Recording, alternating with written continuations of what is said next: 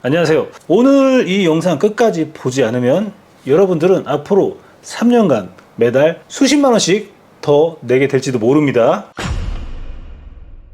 지금 제가 여러분들께 말씀드릴 내용이 정부에서 며칠 전에 발표한 바로 소상공인 분할상환 특례 지원에 대해서 말씀드리려고 합니다. 제 먼 해결사 정 대표가 단순히 정책 설명만 하면 좀 뭔가 아쉽잖아요. 그래서 어떤 도움이 되는지도 같이 설명드리도록 하겠습니다. 제가 이 업을 한 지 한 10년 차가 되고 있는데 한 3,000명 이상의 소상공인 사장님들을 상담하면서 발견한 충격적인 사실 하나를 먼저 말씀드리려고 합니다.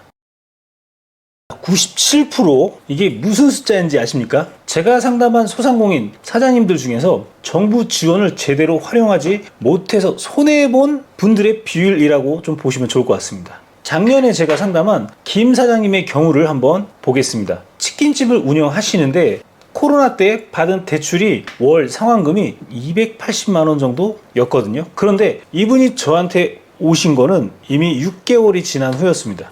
만약 정부 정책을 제대로 알고 신청을 했다면 6개월간 140만 원씩 총 840만 원 정도를 절약할 수가 있었던 거거든요. 그래서 오늘 제가 여러분들께 말씀드릴 내용이 핵심적인 결론을 좀 말씀드리자면 이번에 정부에서 발표한 분할상환 특례 지원이 7년 연장에 1% 금리 감면, 제가 아까 97% 놓치는 숨겨진 함정과 이제 활용법에 관련돼서 실제로 월 상환금이 50% 이상 줄이는 구체적인 방법, 금리 인하가 되고 지원을 해주고 있잖아요. 그리고 지금 당장 해야 할 3가지 실행 단계라고 볼 수가 있겠습니다. 자, 월에 200만 원씩 내다가 월에 95만 원이라고 줄어들 수가 있다. 이 숫자가 믿어지시나요? 자, 실제로 금리 혜택을 받으면 이렇게 혜택을 볼 수도 있고 분할 상환이 연장된다면 이런 효과를 누릴 수 있다는 겁니다. 자, 거두절미하고 공문 한번 살펴보도록 하겠습니다.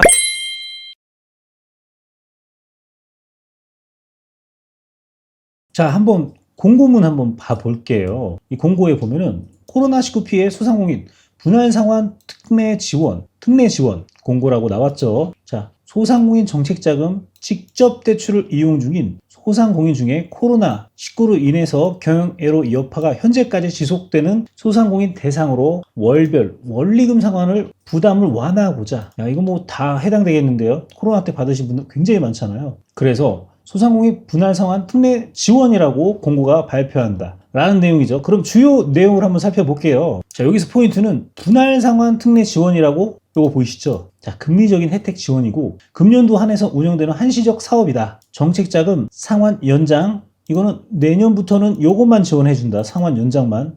현재 소상공인 정책자금 직접 대출 중에 거치기간에 해당하는 계좌를 본 특례 지원을 통해 신청할 경우 지원이 확정되면 잔여 거치기간이 소멸되며 실행 2기일부터 즉시 원리금 상환이 시작된다. 자, 거치기간 뭔지 모르시는 분들을 위해서 말씀드리자면 원금 상환없이 이자만 납부하는 기간을 말하는 겁니다.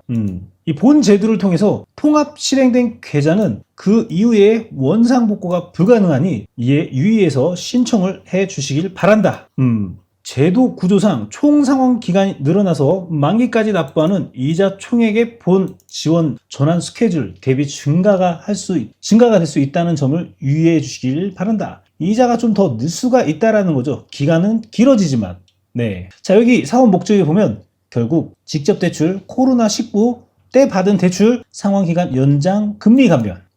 자, 이거 부담을 좀 완화하기 위해서 실행한다라는 내용이고요. 자, 25년 7월 30일부터 12월 19일 단 예산 소진 시 조기 마감될 수 있다. 이 부분을 정확히 체크를 해 주셔야 됩니다. 자, 분할 상환 특례 지원 상환 연장 최대 7년 플러스 1% 금리 감면. 지금 8월, 9월, 10월, 11월, 12월이죠. 이 안에 신청해야 되는데 조기 마감될 수 있다. 이 점을 유의하고 빠르게 신청하셔야 됩니다. 일단 신청하는 방법도 제가 말씀드리도록 하겠습니다. 자, 그러면 지원 내용을 한번 살펴볼게요. 자, 1유형엔 코로나19 피해 소상공인 분할 상환 특례 지원 보면은 코로나 피해로 인해서 경영 애로 사유가 인정되는 소상공인이라고 한다면 상환 기간을 연장하고 가중 평균 상환 기간 플러스 7년을 늘려주겠다. 그리고 금리 감면을 해주겠다. 가중 평균적 적용 금리 그리고 플러스 가상금리.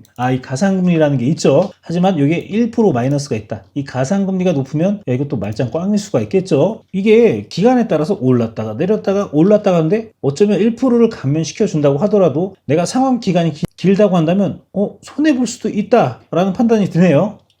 자, 상환 연장 최대 5년 기수혜자 상환 기간 추가 연장 7년 상환 연장 기간 받은 기간. 자, 위 내용을 디테일하게 써 놓은 거라고 보시면 되고, 두 번째 정책자금 상환 연장. 코로나19 피해로 인한 것은 아니지만 경영애로 사유가 인정되는 소상공인 코로나 때 받은 대출이 아니더라도 연장해 줄 수 있다. 상환 기간 연장 가중평균 상환 기간 플러스 7년 적용 금리. 여기에는 금리 감면이 없네. 1%. 위에 있었던 금리 감면이 빠진다. 코로나 피해가 아닌 경우에는. 그리고 가상금리 요게 또 붙는다 라고 보시면 좋을 것 같죠. 기준금리가 2.8%인데 가상금리가 1%래. 그러면 3.8%가 되는 거겠죠. 요게 좀 짜증나. 사장님들 입장에서는 이 점을 좀 인지하셔야 되고요. 자, 밑에 내려가 볼게요. 자, 신청 대상 코로나19 때 직접 대출 받은 사람들을 뜻하는 거죠. 어렵게 생각할 것도 없겠죠. 자, 직접 대출 신청일 현재 연체가 발생되지 않았거나 30일 이하의 단기 연체 중 채무. 연체가 발생돼도 30일 이하 단기 연체. 여기까진 봐준다. 원래 연체 체납 이런 거 있죠. 국세 지방세 체납 이런 거 원래 안 돼. 근데 이런 위 경우는 좀 봐줄 수도 있다. 자, 보면은 신청 제한 기준이라고 지금 보이죠. 지금 방금 말씀드렸던 국세 지방세 체납 완납 증명서가 나온지 확인을 해야 돼. 왜 위택스라든지 홈택스라든지 이런 데 가가지고 다 확인할 수가 있어요. 정부24에 지방세 완납 증명서 발급되는지 이런 거 좀 확인해 보셔야 된다라는 거예요. 다 진행하다가 정책자금 이거 진행하다가 이거 세금 단돈 1,000원 때문에 브레이킹 걸리는 경우도 굉장히 많거든요. 진짜 너무 안타깝다. 그래서 미리 체크하고 진행을 하는 게 가장 좋다.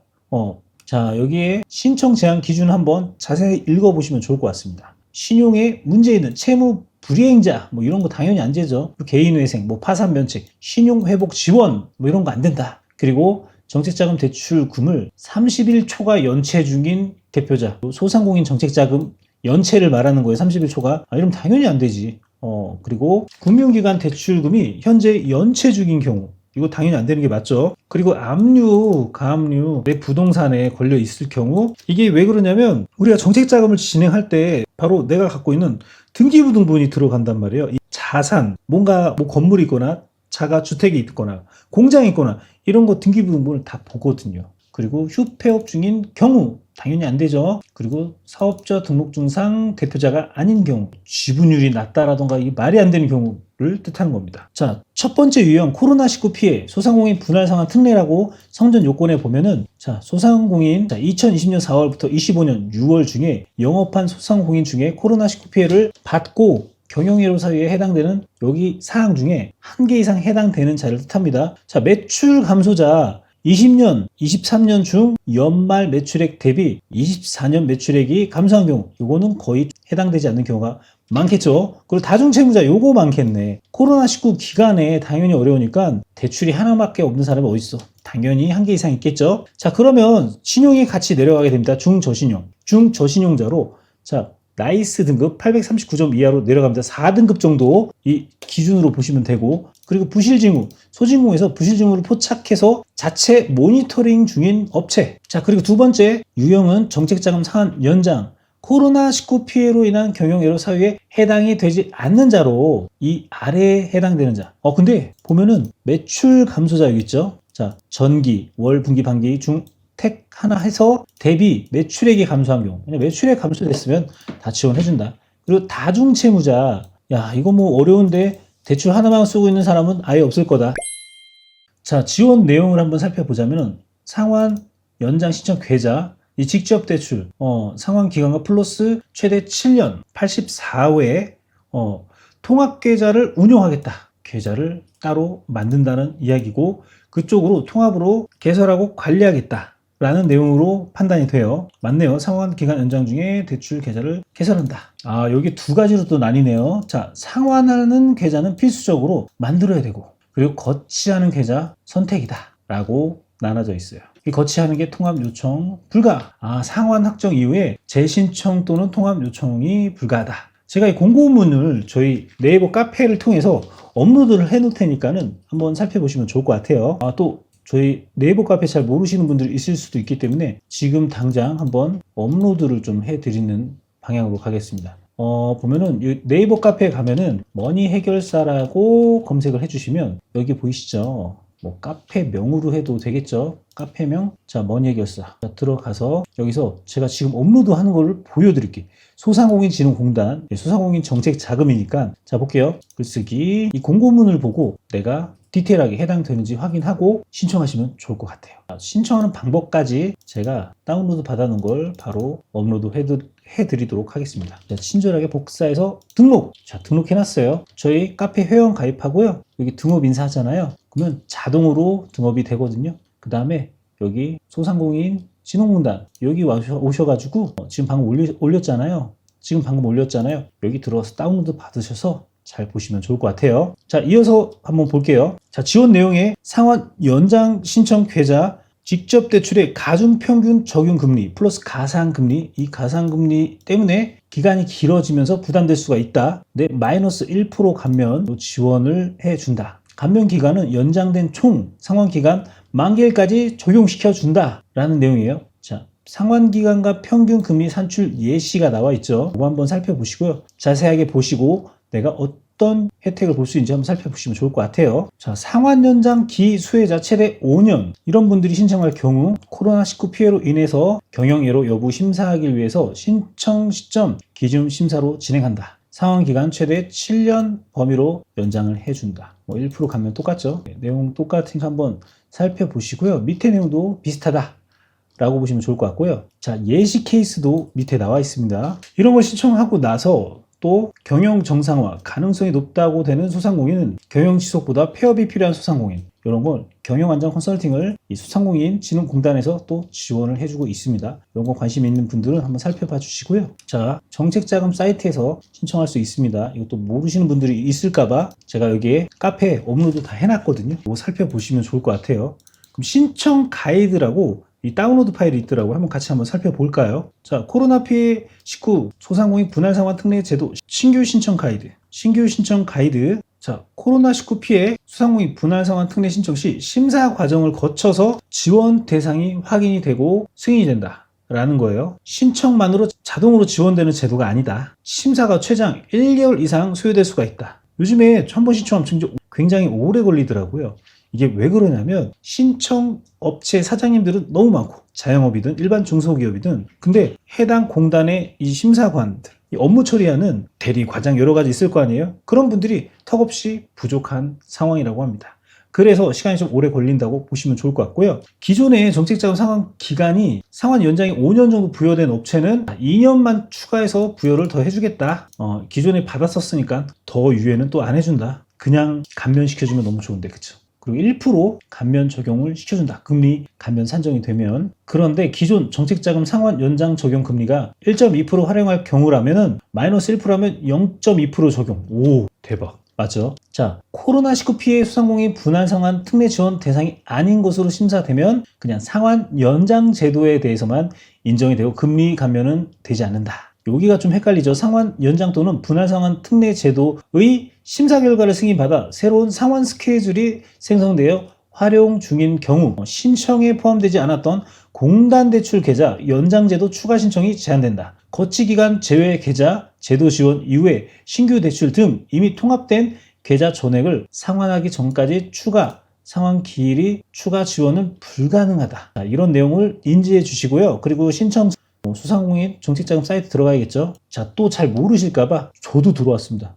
정책자금 신청. 뭐야. 자, 소상공인 정책자금 여기 대출관리 있죠. 여기 보이시죠. 분할 상환 금리 감면 특례 상환 연장 한번 눌러볼까요? 여기서 본인 인증해 주시고요. 자, 공인인증서든 카카오 인증이든 원하시는 대로, 저희 회사는 법인이기 때문에 공인인증서로 한번 진행해 보도록 하겠습니다. 자, 여기 내용 나오죠. 코로나 피해 19 소상공인 분할 상환 지원, 여기 신청을 할 수가 있다. 여기 보면 연장 가능 대출 정보가 있어요. 저는 대출을 지금 쓰고 있는 게 없기 때문에 여기 보면 지금 내역들이 없어요. 그러나 만약에 사용하고 있다고 한다면 기존 대출이 어떻게 있고 신청 가능한 게 뭐가 있고 통합이 어떻게 되고 이런 거를 신청할 수 있는 그런 화면으로 나온다라고 보시면 좋을 것 같아요. 신청하기가 있죠. 자, 여기 화면 보면 신청 접수부터 나오죠. 지금 똑같이 나오죠. 대출관리, 코로나19 피해 분할 상환 선택하시고 분할 상환 신청 동의. 자, 이 화면대로 그대로 따라 하시면 됩니다. 제 카페에 업로드 해놨으니까 살펴보고 그대로 이행해 주시면 내가 신청 대상이 된다면 신청하면 혜택을 볼 수 있다